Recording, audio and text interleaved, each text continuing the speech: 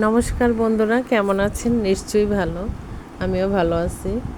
এখানে মশলা ভুনা করতেছি, চটপটিতে দিব। আমার মশলাটা প্রায় হয়ে আসছে, ভুনাটা আরেকটু হবে। এখানে ডালটাও আগে থেকে সিদ্ধ করে নিয়েছি, এর মধ্যে আলু দিয়ে দিচ্ছি ভেঙে। আমি প্রেসার কুকারে 2-3টা সিটি দিয়ে নিয়েছিলাম। তারপরে এখন একটু আলুগুলো বাইর করে সিদ্ধ ছুলিয়ে আবার দিয়ে দিচ্ছি একটু ভেঙে। ডালটা ফুটে আসছে, মশলাটা আর একটু ভুনা হবে। অনেক দিন ধরে চটপটি খেতে ইচ্ছা করতেছে, তাই আজকে বাসায় বানাইলাম।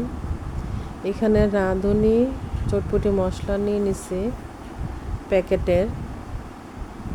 এখানে আমি 2 চামচ দিয়ে দিব চটপটির মধ্যে। আমার যেহেতু হয়ে গেছে সব কিছু, এখন আমি 2 চামচ চটপটির মশলা দিয়ে দিব।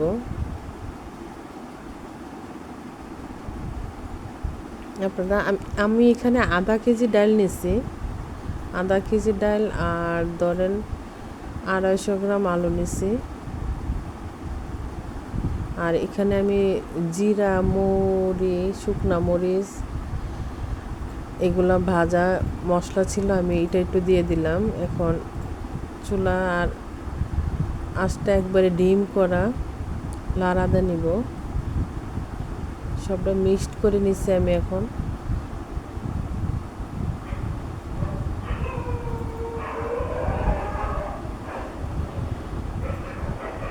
এখন দেখেন চটপটি বাটিতে বেড়ে নিছি, পেঁয়াজ দিয়ে দিলাম, কাঁচামরিচ, ধনেপাতা। এখানে পেঁয়াজ, ধনেপাতা, ডিম কুচি, লেবু নিছি, শসা আছে এখানে।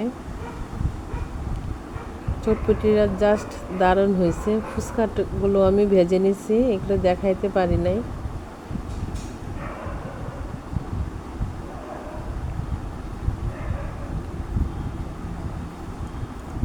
যার যার খেতে ইচ্ছা করে আমার বাসায় চলে আসবেন।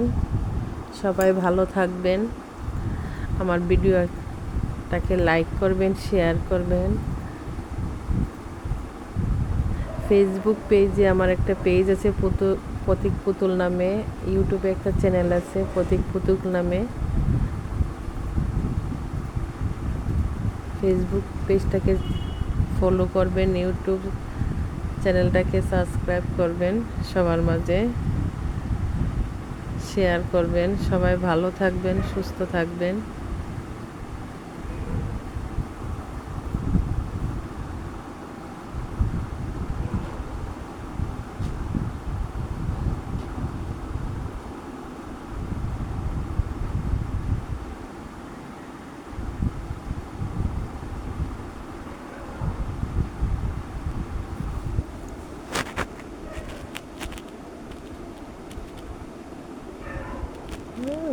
হ্যাঁ।